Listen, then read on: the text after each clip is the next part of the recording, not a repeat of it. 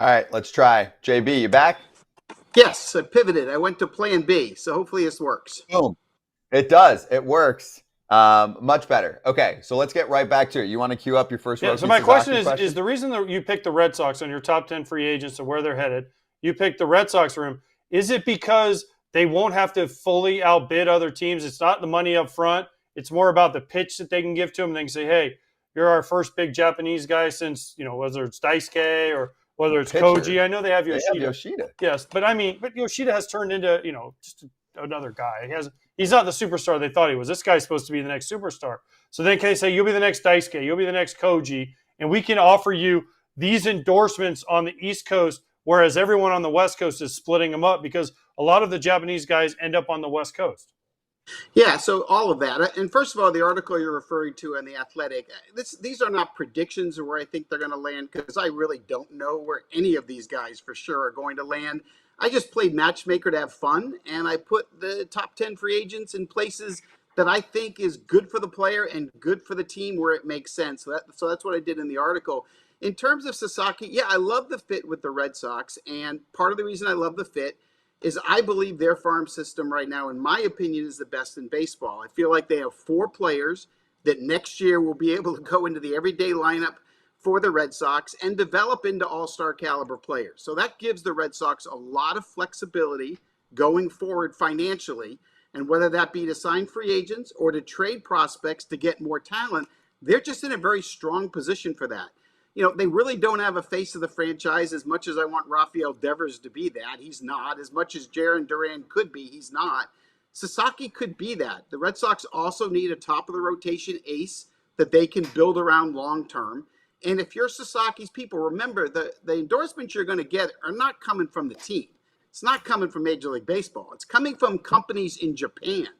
And so if Sasaki is sitting there on the East Coast, as you pointed out, AJ, and I agree with it, I think if the player is in New York or in Boston or in Philadelphia for that matter, I think there's a huge opportunity financially. Now, I also could argue that San Diego could work because you could build a rivalry of Sasaki versus Otani, and that might play in endorsements as well. But that was part of my thinking.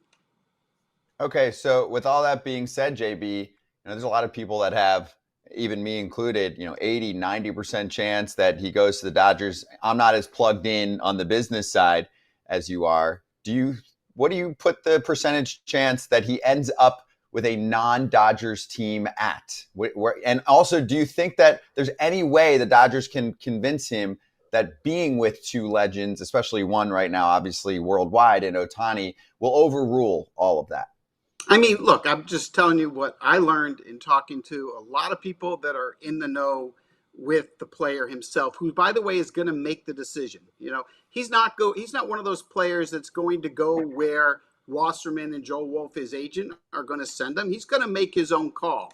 But the sense I get from everyone is that the narrative of him going to the Dodgers, it's way more likely he signs elsewhere than he signs there. And I'm not saying at the end of the day, perhaps he changes his mind. Perhaps Otani and Yamamoto can convince him. But if based on what I'm hearing, I would say 85% chance he does not sign with the Dodgers.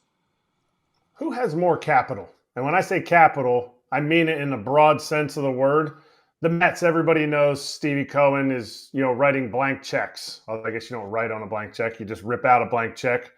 So who has more capital, the Mets or the Orioles? Because I heard somebody say that Jackson Holliday, when he was a prospect, is worth $112 million in the prospect, algorithm. So who has more capital? A team with a ton of prospects that everyone thinks are going to go well, or a team with a ton of cash?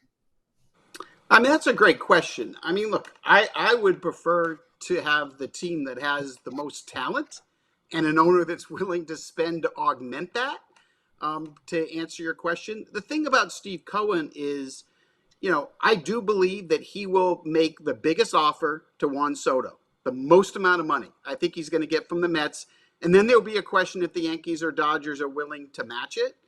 The Orioles ownership isn't going to play on a Soto at that kind of money. I think they'll get outbid for Burns as an example there.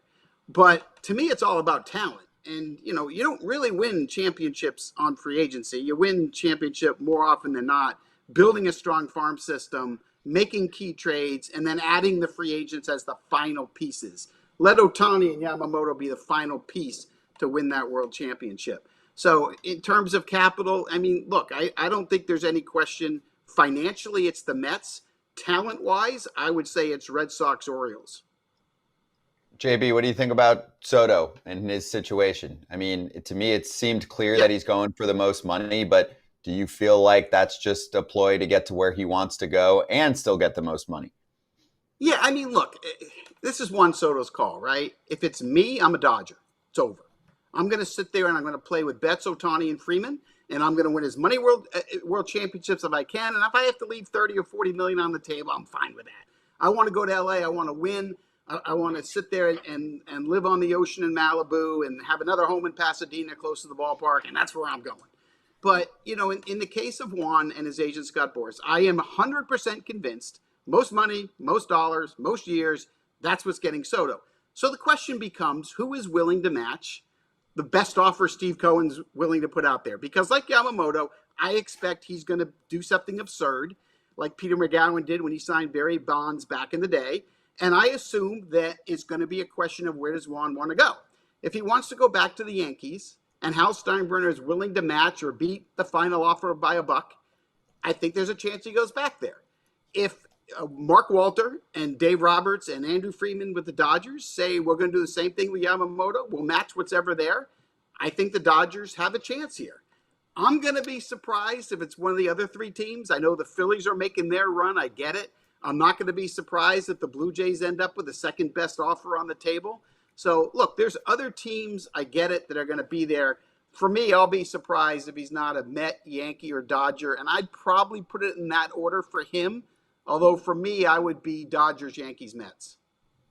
Okay, if he signs with the Dodgers, like let's say he decides to go to the Dodgers and they put those four together, is it good or bad for baseball? Because there's a lot of people online and on Twitter and social media saying this would be the worst thing ever if Juan Soto ends up with the Dodgers. Is it bad for baseball if they have? They're basically putting together the Avengers at that point. Is that bad or good for baseball? I mean, I like superstar teams. I love going to the All-Star game every year. I'm okay. I mean, if I'm a Dodger fan, I'm pumped. Sure, I want Juan Soto there. I think the question the Dodgers have to ask is halfway through this contract, are you going to be able to deal with his lack of defensive ability in the outfield? Because you can't DH him if you have Ohtani signed as well. And baseball-wise, I think that's a little bit of a question there. But I can tell you, if I'm running the Dodgers and my owner, Mark Walter, says you can go there, we can commit $622 million over 15 years. I'm signing him. I'm putting him in right field. Betts moves into second. I sign Willie Adames to play shortstop, and I'm going to go win back-to-back World Series, maybe create a dynasty. Let's go. Is it bad for baseball? If I'm in a small market, sure. If I'm in a middle market, sure. But if I'm in a big market, I want teams to try to put the best team they can on the field. And if somebody can afford to do it, I'm okay with it. Hey, JB, question for you about the state of the game and where we're at with certain teams changing, owners basically, right? So the Twins are for sale right now. That was put out by them. We've seen a recent transition with the Baltimore Orioles. This is the first offseason for the new ownership group, betting that they're going to spend a little more than they have in the past. How much of a positive is most of this turnover for baseball in your mind? I've spoken to many people in Minnesota about the last year and how it played out, in addition to the collapse, how they significantly scaled down payroll. Obviously, part of that was to show the books look really nice for the sale. But how much of a positive is it to bring people that want to treat it more like a toy and a long-term business versus, a short-term investment? Yeah, I think it's a good question. Normally ownerships are changes are a good thing for teams because normally the new ownership group comes in, they have more money than the people that are selling. They understand the business they're getting into. They treat it more like a hobby than a business. They do the best they can to win. They do the best they can to maximize revenues. But there's exceptions. The new ownership in Miami has been a complete disaster. That has not been good for baseball. So there are exceptions, and you never know what owners are going to do until they get into the position and start acting like an owner. So, I don't know for sure what the Orioles ownership's going to do this winter. I think they're going to spend. I'm not sure if the new ownership and the Twins are going to invest more in the team. But I like to think when there's ownership changes, it's usually better for baseball. It's just not always the case. All right, I got one more for you. So, of all of the writing you've done, of all the talking you've done already so far this offseason, what's the move you feel really good about? It could be either a prediction you think's definitely going to happen or just something you think a team should absolutely do. Like one move for one team. They need to sign this player. They need to trade for this player. What's one you really like? I mean, I think the Baltimore Orioles have to get their ace. I mean, you can't, if Burns is going to leave, I think you have to go get Max Fried. I think it's really disheartening. There's two teams that I think it's really disheartening: the Orioles and the Mariners. For the Orioles to build that kind of position player talent and not spend enough time and effort building a starting rotation and a deeper bullpen is a shame, because their window to win a world championship, you'll be surprised how fast that can close. And for the Seattle Mariners to not go get more offense, they have the best starting rotation 1 to 5 in the entire sport. And yet they continue to strike out more than any team in baseball. They don't put enough emphasis on putting the ball in play, being athletic, hitting home runs. They just don't score enough runs.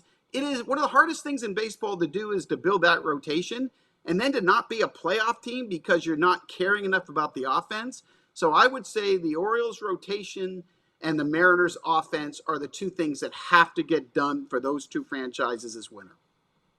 You talk about the Orioles. Is it hard for someone like Mike Elias, and you can't answer for him, but as an ex-GM, is it hard to constantly be like prospect, hoard? And then when it comes time to win and use this, is it hard to go outside of that and be like, yeah, but I have all these prospects. I don't want any of them to leave. Look what just happened to Joey Ortiz. He was a Rookie of the Year candidate till later in the season. Like, is that hard to make that transition? Eric, it's a great question, and it is hard. I've been there.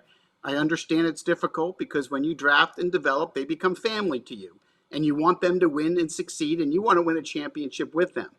But there's two different jobs here, right? One job is collecting the talent, whether it be through the draft, international signings, trades, free agency. You could put all the talent together, but that's not the job of a GM. You know, I've said it a long time, you know, the job isn't to win trades or win a pick. It's to win world championships, putting a team together that wins. And I understand in Baltimore, you don't want to trade Kobe Mayo. You don't want to trade Jackson Holiday. You don't want to trade Colton Cowser or Heston Kjerstad or great. But do you want to win? Like, talent is great, but if you're going to have that much talent, you got to find a way to build a championship caliber team. You got to have a team that can pitch and play defense and put the ball in play and win baseball games. And, you know, a lot of times it takes a GM years to learn it. I've had conversations with both Theo Epstein, the former 3-time world champion of the Red Sox and Cubs, and Alex Anthopoulos, who's won a world championship in Atlanta and been executive here in both leagues. I've talked to guys like Pat Gillick and John Schultz, who are Hall of Famers. And you have to learn quickly. It's okay if you make a bad trade or a bad draft pick, but you can't get personal with your players. You can't fall in love with a player and just say, well, I can't trade him. We drafted him. We're building all this. You can't be afraid to trade your best assets. You know, one thing that Billy Beane always did in his years in Oakland, he was never afraid to trade his best prospect or his best player if it meant putting the best team on the field you possibly can do.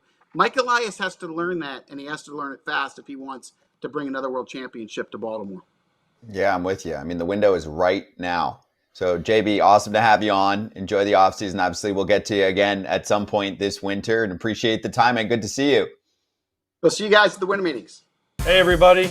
Be sure to like and subscribe for more content. We're back here every weekday, all year long, so do not miss an episode. The videos are coming in all day. Here's another video you might enjoy. Baseball the way it should be covered.